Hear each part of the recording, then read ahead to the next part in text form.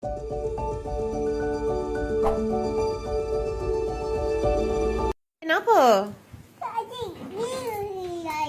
Dia buat?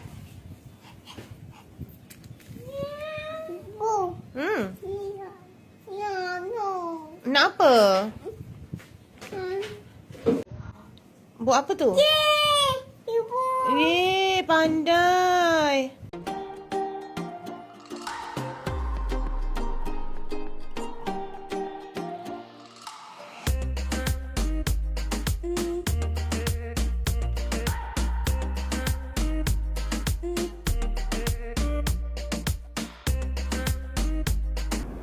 Assalamualaikum warahmatullahi taala wabarakatuh. Bersama saya Nur Hayati Osman dalam kisah inspirasi sukses.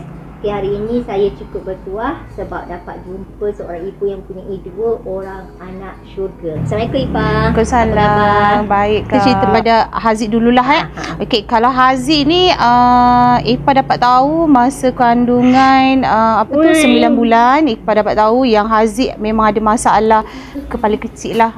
Doktor scan, memang dia bagi tahulah ada masalah, dia cakap macam tu kan. Lepas tu bila kita scan tu, tiba-tiba esok tu kita dah bersalin. Lepas tu bila dah bersalin tu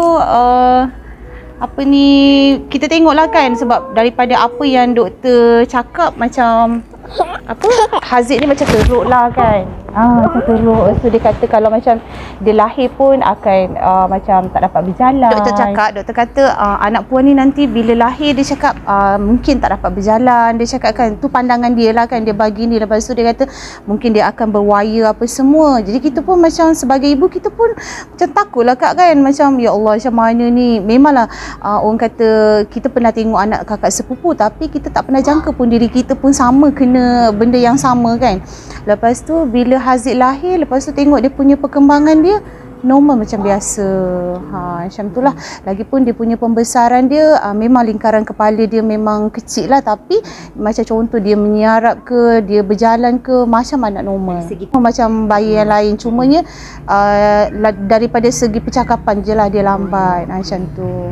Husna anak yang keempat. Bila kita mengandung Husna ni, kita memang tak ada alahan apa-apa tau yang untuk macam kata kita ni ada dapat anak yang istimewa ke apa kan. Kita memang tak ada, macam biasa je, normal je, memang tak ada alahan ke apa, tak ada. Lepas tu macam Husna umur 5 bulan kita dah dapat tahu, doktor kata anak puan sama juga macam anak yang ketiga. Dia cakap macam tu kan.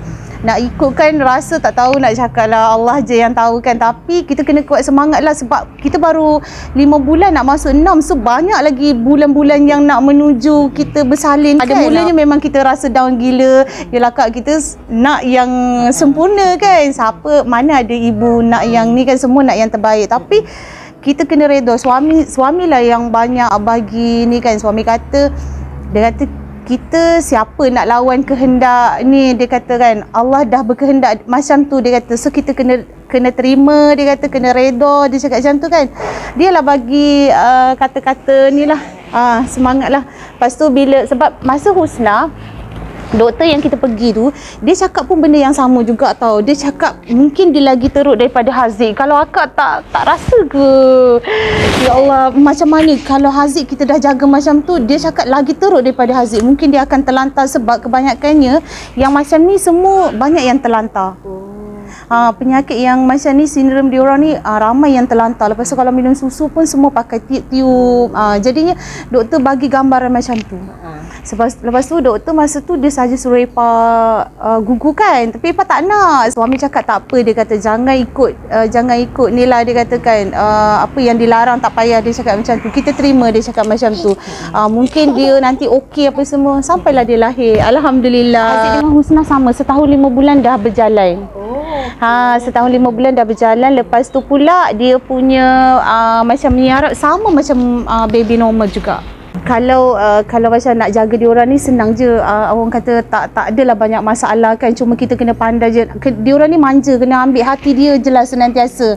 Macam kalau orang kata dia nak apa-apa tu, kita kena layan je lah 24 jam macam tu.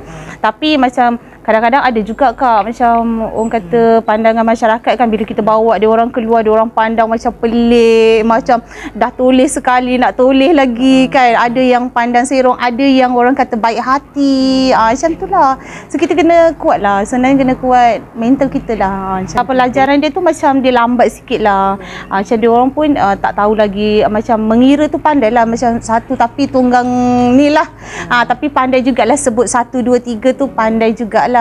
Kalau dekat sekolah tu dia macam cikgu tak adalah mention apa-apa kan. Macam contoh yang bila kita dah hantar dia pergi sekolah, dia pandai berdikari, makan pun sendiri. Lepas tu macam cuma dia orang pakai pampers lagi lah. Dia orang tak gerti lagi lah untuk macam nak bagi tahu dia orang ni kadang-kadang dah membuang baru cakap macam tu kan. Lepas tu kalau daripada segi macam dekat sekolah tu macam dia mengala tu pandailah sikit-sikit. So Haziq dengan Husna, dia punya cikgu, dia punya tempat sekolah tu memang sangat baik. Dia orang tak tahu nak cakap macam mana, cikgu dia orang sangat baik. Macam kita hantar dia pergi sekolah, cikgu dah tunggu depan pintu sekolah tu kan. Lepas tu dia orang sediakan kursi, anak-anak istimewa ni semua ada kursi. Lepas tu dia orang tunggu kawan-kawan baru masuk dalam kelas macam tu. Dia memang sangat istimewa lah. Sebab tu Husna dengan Haziq dia memang teruja kalau nak pergi sekolah. Dia memang happy. Sebab rasanya layanan cikgu kot sangat baik. Sangat baik. Kadang-kadang memanglah Kak, kita rasa macam orang kata aku nak yang sempurna kan, tapi tak dapat.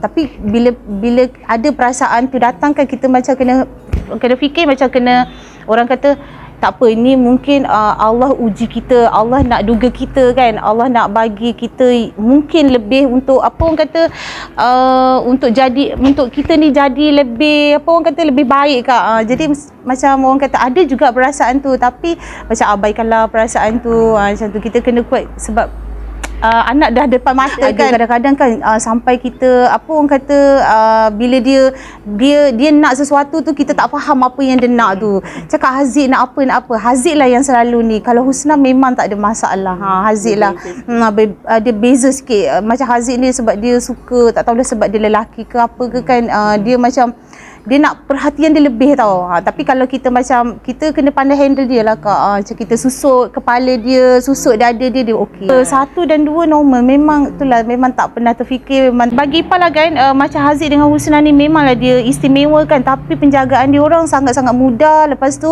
macam kalau Ipah pergi menjaga pun, anak Ipah yang sulung tu yang jaga dia orang. Dia orang punya ni memang normal macam biasa je. So macam tak ada itulah kadang-kadang kan orang nampak dia orang macam istimewa, tapi bagi Ipah yang jaga, dia orang bentuk fizikal dia je macam ni, tapi penjagaan dia sama macam anak Ipah yang normal tu. Orang kata bila kita dah dapat anak istimewa ni, kita jagalah dengan sebaik mungkin kan. Lepas tu pula harapan Ipah kalau macam contoh ibu bapa yang ada di luar sana, anak sama juga macam Husna ataupun ada senior yang lain, pertama sekali jangan malu lah Kak. Jangan malu nak bawa dia orang pergi mana-mana. Kadang-kadang ada setengah parent dia malu kan, nak tunjuk malu. Kalau Ipah tak malu, Ipah bawa je ke mana saja Ipah pergi, Ipah bawa. Selagi benda tu orang kata tak mengganggu orang apa semua, insya-Allah Ipah bawa. So kita kena kuat, kena redha sebab ni bukan kerja kita kan.